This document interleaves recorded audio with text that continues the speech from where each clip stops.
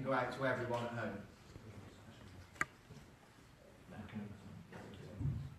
home. Being leader of UKIP will put you all under increased scrutiny and pressure. Andrew Leadsom was a good example over a weekend how the main national media took on a cabinet minister and removed her within a weekend. Do any of you have any skeletons in your closet that you're worried about? Elizabeth? I wished I did, but I don't. Sorry. That was easy. Jonathan? No. Bill? I'm a completely flawed human being. I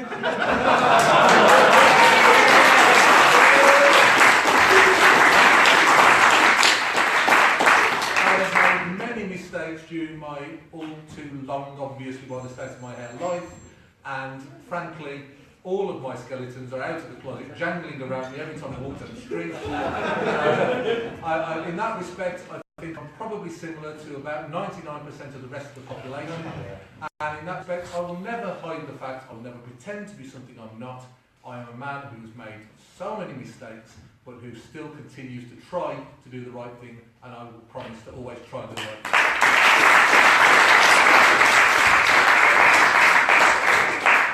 I'm sometimes wondering whether Bill and I are actually sitting here together and we should morph into one person, because I've got written down here, I am a completely flawed human being. I think some glasses. You know, you've got to get it as well. Most of the people in this country now know that no one is 100% perfect, and if you get someone that is 100% perfect, then you're going to end up with a world of Blair, or you're going to end up with a world of Cameron, or you're going to end up with all those sort of people that have never been able to listen and understand ordinary citizens in this country. Everybody knows somebody in their family that has done something wrong. Everybody knows the mistakes that people have made. And I'm not going to hide the fact that I, like Bill, have made mistakes in my life. I try to learn from those mistakes. But at the same time in politics, we shouldn't be here trying to attack the man or the woman for the mistakes in their lives.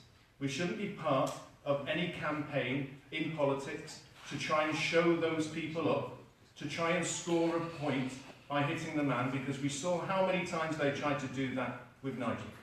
A grown-up party, with grown-up people inside of it, grown up enough to be able to say that we're listening to those concerns of individuals and putting the policies forward, is the party that's going to win and beat Labour at the next general election, not the party that's going to concentrate on their own people, their own campaigners, their own electorate, in terms of saying to themselves, you're a flawed individual.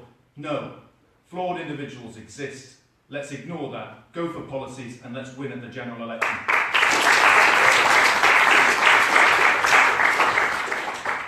We have 2 questions left, looking at the time, we're going to go through them. The next one I think should be fairly simple. In the 2015 General Election Manifesto, we promised to scrap inheritance tax. Lots of comments came after the general election from different party spokesmen with different opinions. What would you do? Bill? Change the whole tax system to make it more simple, fairer, and frankly, leave more money in your pocket so you've got more freedom.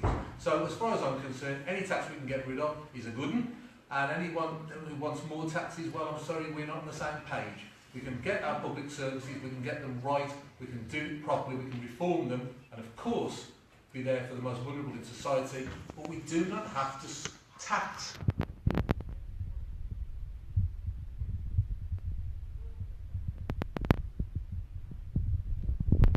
And it affects the weakest and poorest in our society the most. And amongst those things are things called sin taxes, which are on drink, alcohol, tobacco and fuel, and those hit proportionately the poorest in our society more than anybody else. The whole tax system is messed up. It's time we looked at it, changed it, simplified it, and let's scrap lots of it.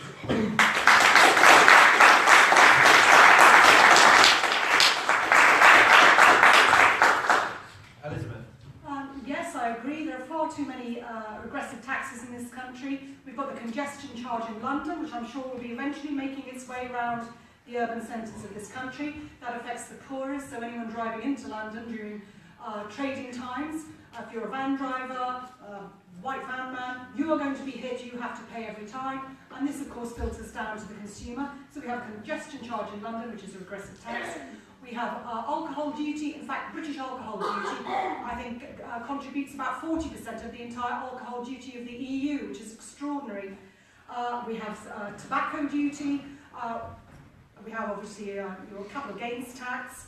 These are problematic taxes. They're aggressive. They hit the poorest person. The inheritance tax. It seems to me that the Tories have somewhat stolen our fox there. They have offered a significant reduction in inheritance tax to be stepped over the next couple of years. And I don't know if we'll actually be able to beat that. We obviously would need to do a detailed actuarial analysis as to what would actually happen if that inheritance tax is removed. From what I remember, I don't think it would result in a significant drop in tax revenues. We have to accept that the society we live in at the moment, whether you're libertarian or not, does require and is sustained by a significant amount of tax revenue. So if we lose it from one area, where are we going to get it from elsewhere? Also, I know that there's been a lot of talk about removal of corporation tax, which would be absolutely fantastic for post-Brexit Britain. You live your whole life, you work hard, you put into society, you pay your taxes. You have paid your taxes on that money, and when you die, society wants to tax you on that again. Inheritance tax is a tax on death. It is the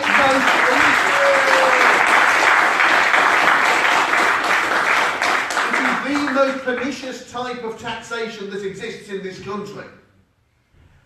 UKIP made a mistake in reversing our policy of scrapping inheritance tax, and finally that we bring that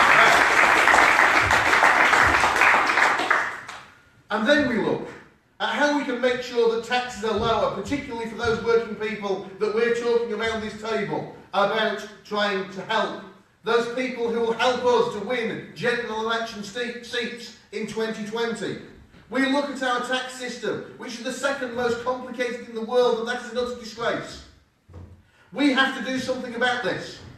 And I agree with most of the points that we've heard around this table on this. What I will say, I've got a track record on this. Going back to 2008, one of the first things that I did as General Secretary was putting together that chain booklet where we talked about all the things that we believed in, about UKIP being that low tax party, about talking about all the different things that we could do. And that's why we need to make sure that UKIP sticks to our core values. We must not throw away those core values. We don't need to change the policies. What we need to change sometimes is the way that we put them across. And we need to learn to put across our policies in a better way than we have done so far, perhaps. Thank you. Stephen. In a country that cares about its people, who believes that we should have a system in place that those who are not well off do not have the funding, so that we have a health service that provides them with the capability of having a fruitful life. For those with mental health illnesses, those with disabilities, have the provisions of health for them. For a party like ours that believes that you should have education, again, free in many ways to all, but given the option of competition out there, that wants to pursue the policy of social mobility, then to have an NHS, to have a free education system to an extent, to have legal aid services, to provide for our armed services, to protect ourselves as we talked about today, we must have taxes. But at the same time, we must realise that under the governments of the Labour Party and of the Conservative Party of the last few years, they have been excessively taking out tax from our country without dealing with the problems of where we're spending the money. We have noticed that there's huge waste across our countries. I'll give you one example that I was taught to about the issue of bringing in apprenticeships. There are schemes with apprenticeships where 30 to 35% of the cost of those apprenticeships are down with the civil service themselves, rather than being spent on the people we're trying to help. So we know there are massive amounts of waste. And why did we challenge the European Union? because there were masses of waste in that organisation, and we believe that we should have our own money back from there to spend on our own. So when you take that unbalance, you then consider whether the taxes that we are implementing are actually causing any benefit whatsoever. And I've always believed that we must look for a system that reduces the taxes in this country significantly for the individual, to give them individual freedom, to give our small and medium-sized businesses tax freedoms, whilst going after aggressively the corporates who have aggressive tax avoidance. And inheritance tax is not one of those taxes that we need to keep, particularly if we like to move either to a single tax system, which I've always favoured, but we need to have a proper working party in that place so that we can move to a single tax structure which benefits all, including those at the bottom, the aspirational and the small and medium-sized companies that keep those, so we have our services in place as well.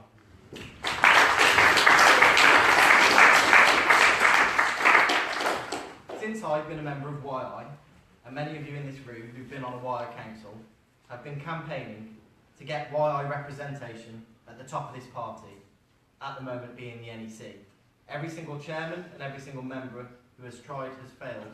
As leader, what would you do to get YI represented at the top of this party fairly and correctly? Elizabeth?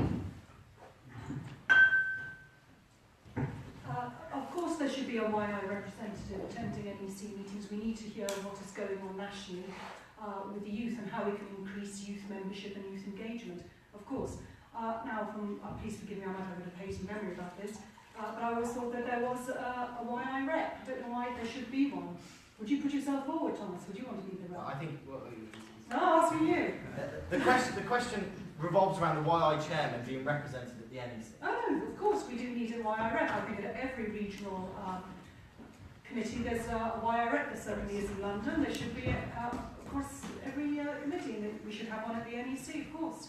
Whether they have voting rights or not, I don't know, but they certainly should be presenting a report so that we can be in touch with what exactly is going on. Because YI, the grassroots, they've been extremely helpful in the London referendum. As I mentioned, the great Charlotte there, our London voters here. We did so much with Charlotte and her friends. That's been fantastic help. And we certainly need to engage, and we need more Charlottes. We want a lot more Charlottes. To get more Charlottes, you see how to do it. Excellent, I'm married to a Charlotte. Look, there's things that you can do on day one, and there's things that take a little bit more time. On day one, you can go to the NEC, and you can say, right, I want to make sure that YIVA is invited as an ex officio non-voting member, and that can be done without changing the party constitution. That can be done instantly. What we then have to do is constitutional change. And I'm trying to give answers here that sort of explain what we can legally do, and I'm trying to say what we can do, how we do it, rather than make a promise first and then not be able to keep it. So, in that spirit, I'm saying on day one, you bring in an ex officio non-voting member, and that's what you ask the NEC to do as leader. Then, when it comes to the constitutional change, one of the propositions that we put out to members is that there should be a permanent YI representative on the National Executive Committee of the party. And that is then a proposition which is then up to you guys actually, because you've got to get a 2/3 majority of the party to agree to it, because it's constitutional change. So you'll need to persuade people. I'm quite happy to be on your side and advocate for that, but you're going to need to do that too. Well, I was a comprehensive school lad, so my history wasn't all that good, but I know Charlotte was brilliant in London, but wasn't Boadicea not all that friendly to the people of London? I have a feeling she tried to massacre them, didn't she? There's Romans there. Well, they still live there. Anyway, you know, let's not be racist against the Romans. Come on.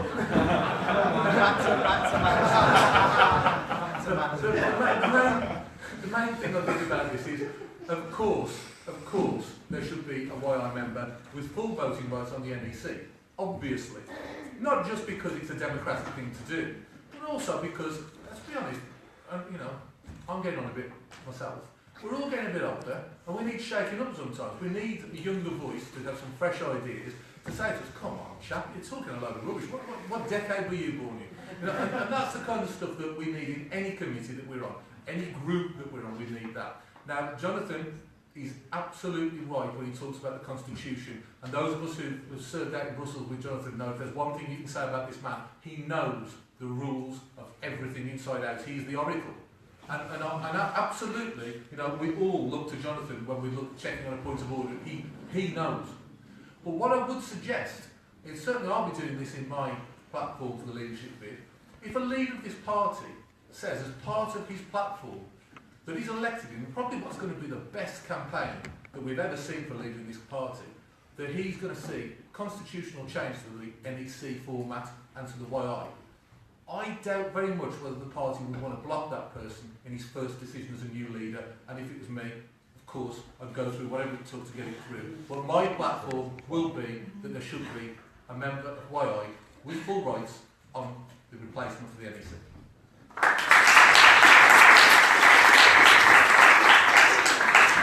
For a moment I thought we were going to get back to the NEC where you said lions led by donkeys. But I want a party that's a bunch of lions led by wolves. Well,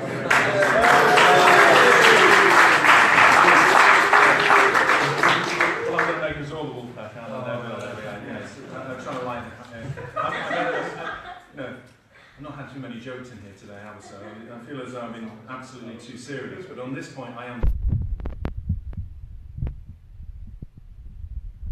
Part of the reform structure of the party that I wanted, not only was it to create a flat divisional structure that looks across our campaigning, that looks at our training for our councillors, to look at the fundraising aspects of our party, to look at a central division that helps distribution in terms of our capabilities to fight elections, but it was also to have the people power through our new people forum, which the chairman, and one of those also, the third of a key point that I saw was that of a shadow cabinet. A shadow cabinet which I would be bringing in talented individuals who, from our party, who've already shown themselves to be good communicators, to express our message and get that out positively, but also to bring in brand new faces that perhaps the public haven't yet seen. And within that cabinet structure, I made that promise, and I will make that promise again, there would be someone from Young Independents on that cabinet to be able to hear what we're trying to do and express their own views of this large membership that is growing day by day and will be essential when we're trying to expand our membership to take on Labour and to take on the Conservatives and to make sure that we get more people in Parliament in the next general election.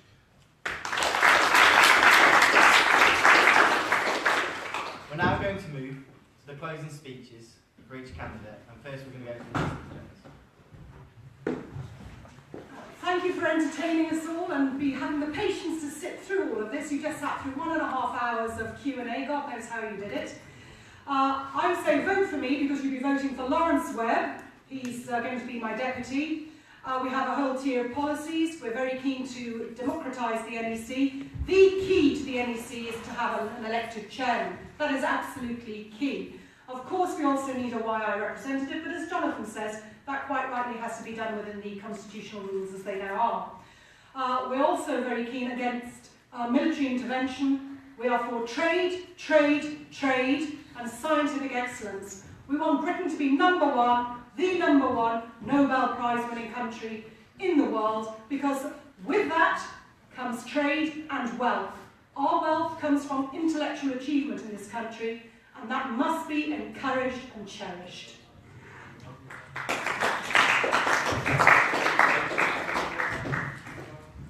Well, I came in here this afternoon to an audience where I think perhaps there was at most 1 or 2 people in this audience already supporting me. And what I've tried to do today has not been to give a pat answer, to give an answer seeking applause, but I've tried to show today that I'm prepared to give the tough answers. To be a candidate who is going to give you the truth, whether it's something that you want to hear, whether it's something that's actually going to be a little bit tougher than perhaps we think about it. The new leader may well find themselves on an instant collision course with the NEC. That needs to be managed. Huge internal changes are needed. There are three things that we now need in this party to take us forward. Democracy, democracy, and democracy. And as we navigate through those choppy waters, the question I would ask you to go away and consider tonight is this.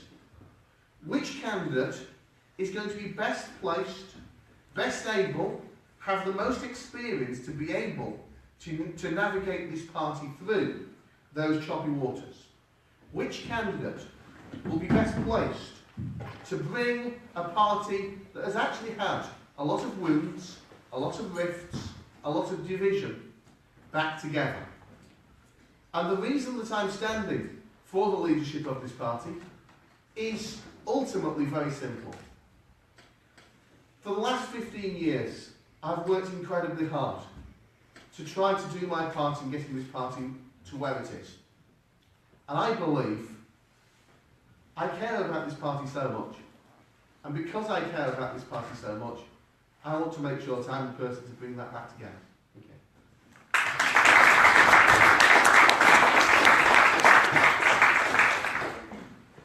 We have fought the great battles of our time together. With Nigel Farage leading us forward, UKIP has fought the great democratic battles of our time and won.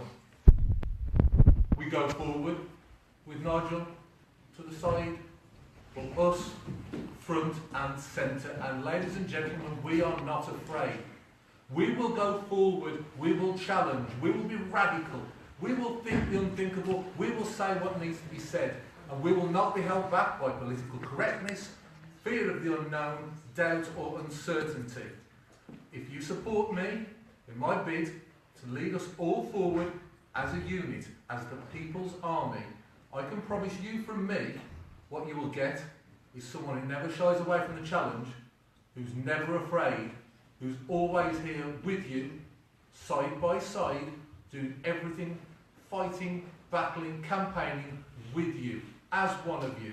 We, the people of UKIP, we, the people who care about freedom in our country, and we, the people who can make a real, radical difference for the better. We can go forward together, and as a unit, we can create a true democratic revolution in this country and change it for the better for all of us forever.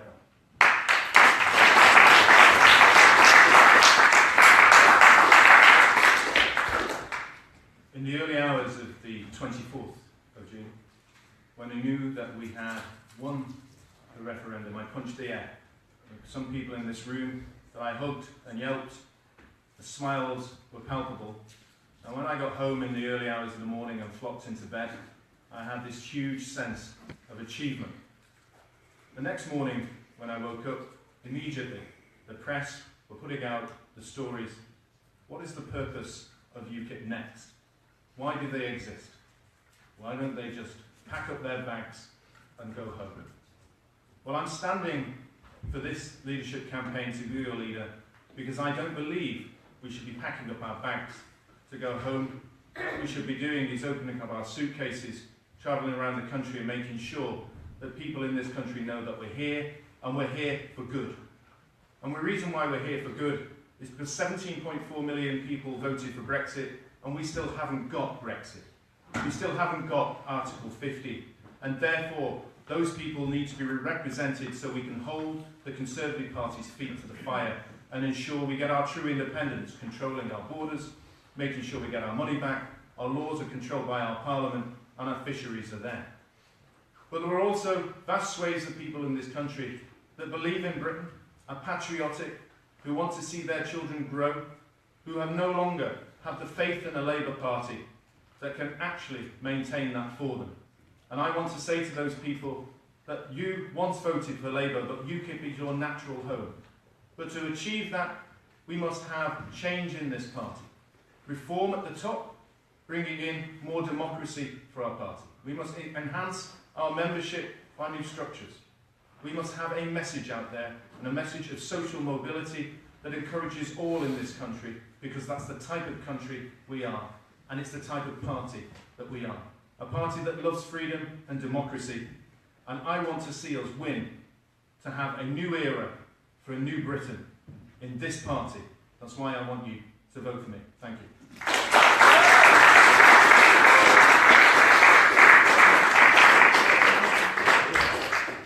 I hope this has been a very productive debate for all of you watching and all of you watching via Facebook.